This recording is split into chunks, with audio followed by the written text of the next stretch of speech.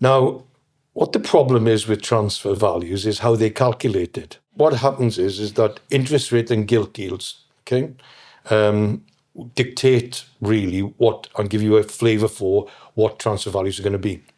So when interest rates were down at towards zero, okay, transfer values were very, very high. And the peak was about 2019, there or thereabouts, okay?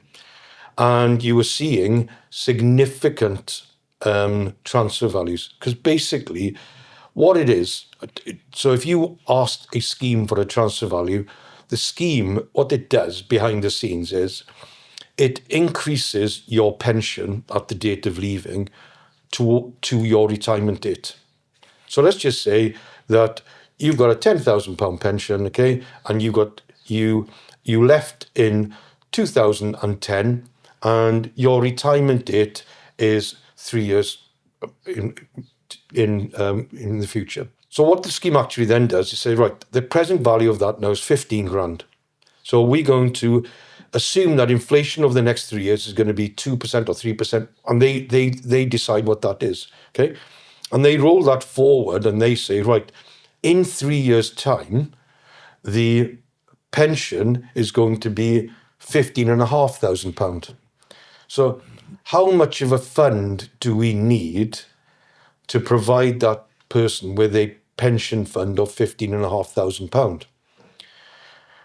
What dictates that? They're gilt deals. Okay, so gilt deals, when they're low, okay, you need more money to be able to buy that pension.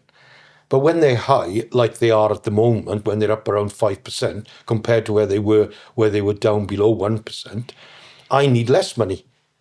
So what's happened over the last number of years is that transfer values have decreased. So those who took transfer values in 2018-19 might, on depending upon what type of pension scheme they were in, but I saw multiples of 40. So I got you might need over £1 million at 1% to get the 15K. So I got 25 grand of a deferred pension, and I'm being offered, let's just for discussion purposes say £1 million. Okay, that's 4 years ago, 5 years ago, 6 years ago. Okay, now that might only be 600,000 or 500,000.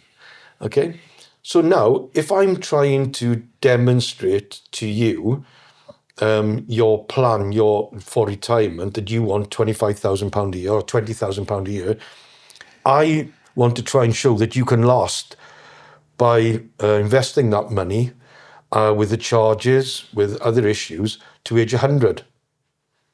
Well, if it's £1 million, there's a better chance.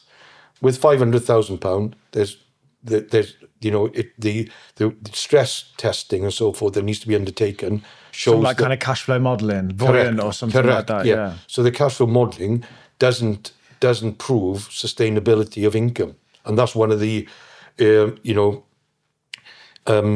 things that an IFA or a planner should look at for a client. So going back to the point about why there were so much transfers, because the transfer values were so good. They were so good.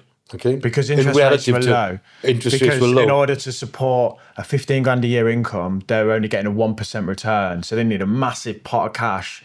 And they're basically saying, well, that's the value to us, so here's the cash. Whereas now it's like, well, we get 5%.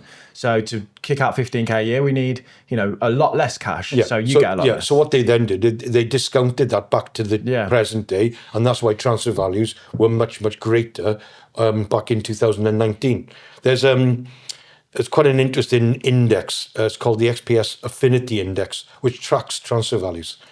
And previously it was up around there, for a £300,000 transfer for a 10 grand, and now it's down at around about, down half, if not less. It is quite amazing the impact that's had over the last few years. And so what's happened then? Apologies. No, that's all what's happened then is that you've seen less people take transfer values because it can't be proven that it's in their best interest to do it. That was a clip from our conversation with defined benefit pension expert Peter Lawler. You can watch the full thing right here.